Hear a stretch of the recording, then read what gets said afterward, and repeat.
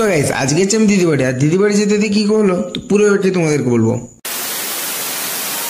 So guys, আজকে হচ্ছে আমি দিদি বাড়ি। আর দিদি বাড়ি যাবার রিজন হচ্ছে দুটো সোনার বাস্কা ছিল, এগুলো আমাকে পৌঁছাতে হবে। তো চলো। তারপরে আবার কি, তারপরে আমিও বেরিয়ে পড়লাম। আর মা চলে গেল ওই সাইডে ট্রেনে চাপার জন্য, আর আমি চলে এলাম এইদিকে টিকিট কাটার জন্য।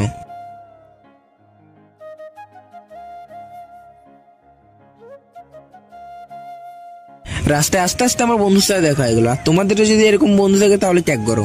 আর বাঁকুড়া স্টেশনে এখন কাজ হচ্ছে, তার জন্য এরকম অবস্থা। এর থেকে ভালো মনে হয় আমার বাথরুমটা।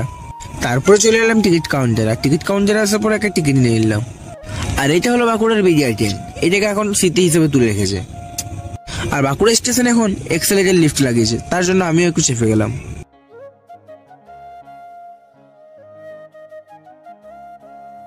আর ট্রেনের কাছে এসে দেখি মা আর মামা আমার জন্য ওয়েট করছে, কারণ ভিআইপি লোক তো তাই।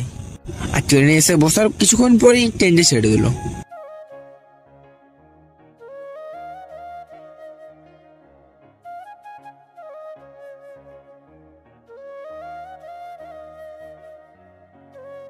তারপর চলে এসেছিলাম সোনামুখীতে। সোনামুখীতে আসার পরে দেখি এই সাইডে অতিরিক্ত জল হচ্ছে।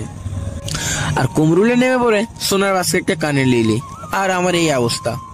আর আমার ডিফেন্ডারটা এখানে আমার জন্য ওয়েট করছিল। আমি আসার পরে আমার ডিফেন্ডারের ড্রাইভারও বললো চলো দাদা। আর এই সাইডে প্রথমেই বললাম অতিরিক্ত জল হচ্ছে, তার কারণে এরকম ভাবে আমাদেরকে ভিজে ভিজে বাড়ি যেতে হলো। সো গাইস, আজকের ব্লগটা এতটাই। দেখা হচ্ছে নেক্সট ব্লগে। বাই।